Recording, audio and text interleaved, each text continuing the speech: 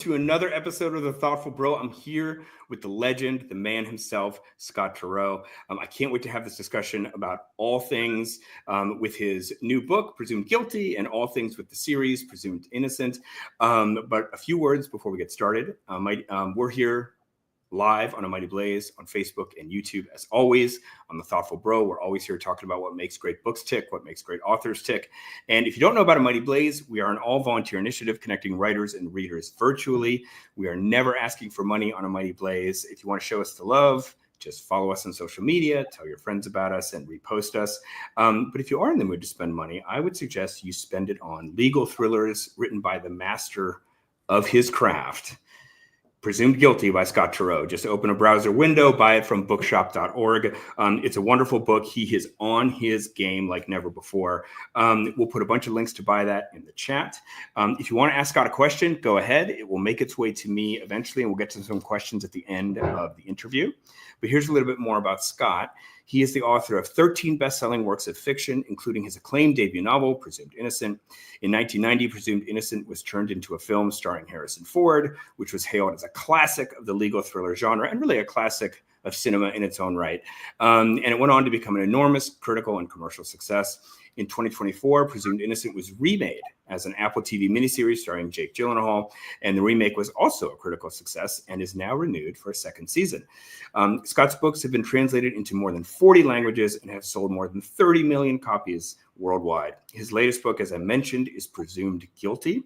It is the third in the Presumed Innocent trilogy, and Publishers Weekly gave Presumed Guilty a starred review saying, "This easily ranks among Scott's best." Scott Turow, welcome to The Thoughtful Bro.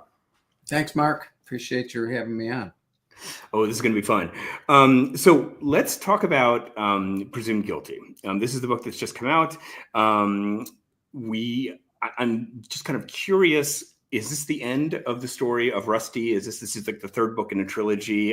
Is this kind of the last note that we leave him on? Well, at the end of the second volume, I thought I left Rusty in a bad place. His life was kind of shattered. Yeah. And I always felt that I was going to come back to him. I think if you ask me today if I think of Rusty, and of course I do think of particular favorite characters now and then, like old friends. If I'm content with where I leave Rusty now, the answer is yes. So I don't anticipate coming back, but that's the great thing. Being an author, you're subject to the winds of the soul, and knows where they'll blow me. Yeah. Was the writing of it sort of timed or encouraged by your publisher? I mean, it's sort of been this kind of like fireworks here for you in the last year or so with the series coming out and this book coming out. I mean, how did the timing dovetail so well? Purely accidentally. I knew where I was going next when I finished the last novel was called Suspect, and it was told from the point of view of a 33-year-old bisexual woman, which was obviously not my own personal experience. And I knew I was going back to something where it was going to be myself could show through a little more. And I had this idea about, I know I was coming back to Rusty. And certainly by the time I started conceiving of this, the Presumed Innocent, I'd signed a new deal with Warner for, an option on this limited series. But, my friend Richard North Patterson, likes to say that film deals are like sperm. Many are called, but few are chosen. So I really would have been, it would have been inconsistent with my own experience with Hollywood if I was betting that, anything would be on the air by the time I published this novel. As it happens, the timing was great. some of the people involved in the Presumed Innocent series have optioned this book, David E. Kelley and J.J. Abrams in particular, not to mention that's at Warner Brothers. So, yeah, it's a happy flow of events for me. There's no doubt about that. Do you feel like people have to have read the previous first two installments to enjoy Presumed Guilty? No, I mean, each book I wrote envisioning as a standalone. Rusty does make reference to his past, both to the end of Innocent, and there's some indirect reference to the conclusion of Presumed Innocent, which ends up informing parts of Presumed Guilty. But it is neither essential nor even distinctly advantageous to have read either of the prior novels. Of course, I hope people have, but they could read this book and then go back in reverse order, and I don't think there would be any loss in the reading experience. So for those who haven't yet read Presumed Guilty, it's been out about a month now. Just give us a thumbnail sketch. Sure. Rusty Savage, after the events of the second novel, Innocent, has escaped from Kendall County, my little smaller version of Chicago, and fled 100 miles north to a cabin that his family has always owned. And it kind of exiled himself. He doesn't really want to have anything to do with the legal system, anybody else he knew. He just wants to be alone and sort of heal. And he slowly, as he integrates himself over a long period of time into this funny kind of basically rural / ex-urban community, he slowly gets recalled to life. He starts working as a mediator, arbitrator, as the result of the instance of his best friend up there, who's another former judge, as Rusty was.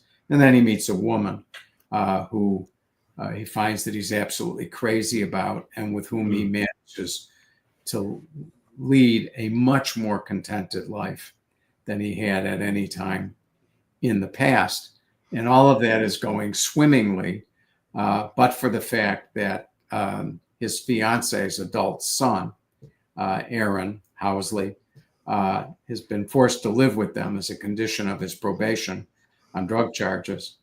And he suddenly disappears at the beginning of the novel. Word has it that he's gone with his very erratic girlfriend. And he comes back a few days later after being mysteriously out of touch.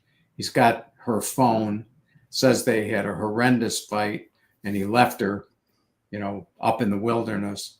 And of course, time passes, suspicion focuses on Aaron.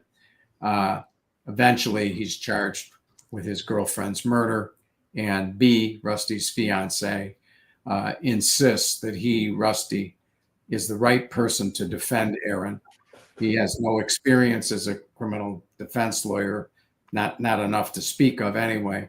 But B says Rusty, will know what it's like to be an innocent person accused of a murder commit. Yeah.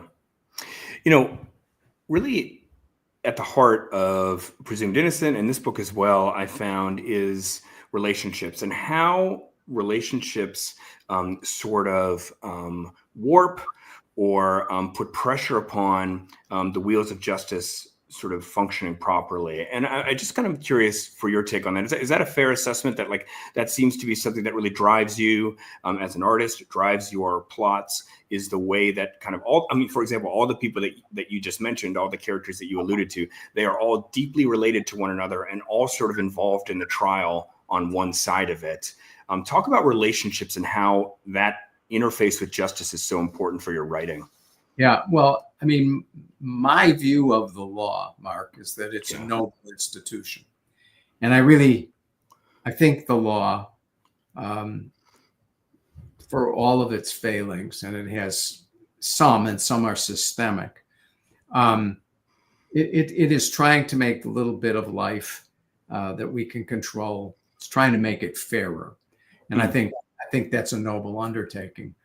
But the main problem with the law and the practice of law is that it involves human beings, and they are always driving the system, the idealized system. They're always driving it off course.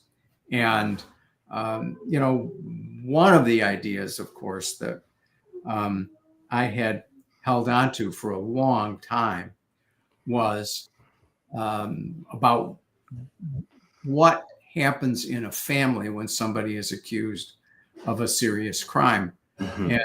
And just one thing to say is that while we have tremendous sympathy, deservedly, for the families of victims in the criminal justice system, we have virtually none for the families of defendants. Yet, whatever the defendant has done, these charges are not only destroying one life, but they're also destroying the lives of the people who love that. And that's front and center in Presumed Guilty. Yeah. There's a lot of twists in Presumed Guilty, a lot of great twists. This is obviously something that you're known for. Presumed Innocent has one of the greatest twists of all time. Do you think of these twists as you're writing, or is it sort of you've thought of them all and then you're just reverse engineering back to the beginning and then start writing from there? It's a little bit of the latter, but for the most part, most of the twists occur to me as I'm writing. A lot of them, Mark, are a product of the way I put a book together, which is to create a bunch of disparate pieces. And I just write stuff that I think has got a certain intensity to it, dramatic heft, interest to reader, whatever you call it. And then after about a year, I've got to put them together. Sometimes they don't, sometimes there's no straight line between these things that I've previously created. And so it takes a twist or a sharp turn for the same two pieces of writing to appear in the same book.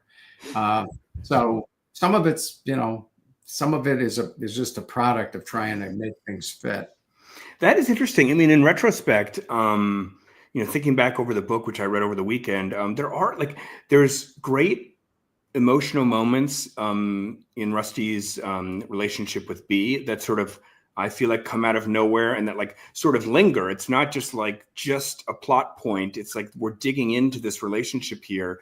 So I can see that it just seems to have a life of its own. And also there's some really wonderful passages. There's a passage about the importance and significance and drama of a moment a verdict is announced. There's kind of more philosophical reflections on the justice system and, what it means for somebody to be innocent or guilty. And so I'm just reflecting back to you that I'm seeing some of I could imagine you kind of writing these, getting really inspired and writing some of these, passages that have some more flair and then kind of stitching them in. Yeah. Well, one of the things I like best in the final book was really a product of an editorial remark that my editor made to me. And what he said is, if you're really serious about us wanting to regard a certain person as a suspect in the murder, then you just have to think about this a little more, because I don't find enough meat on that bone. And as soon as he said it, I thought, wait a minute, this is just a great opportunity. And I'm one of those people who's always believed that plot and character are inextricable, and that if you're going to change the plot, you're necessarily going to make changes to the audience's understanding of a character.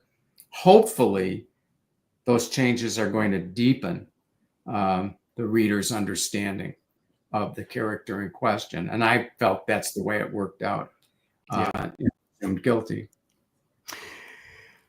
About two-thirds of the book, at least two-thirds of the book, is actually set during the trial.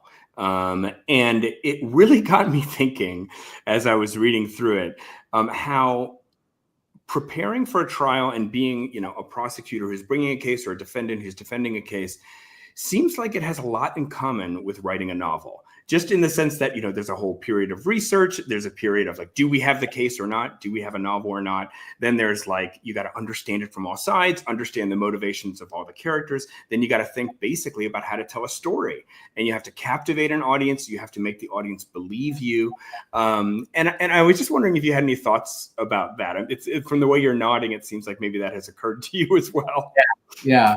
Given our age difference, I probably thought of that long before you did. But, I started my life my adult life as a writing fellow at Stanford, and then I taught out there, and then I said, I don't want to be an English professor. I'm going to law school.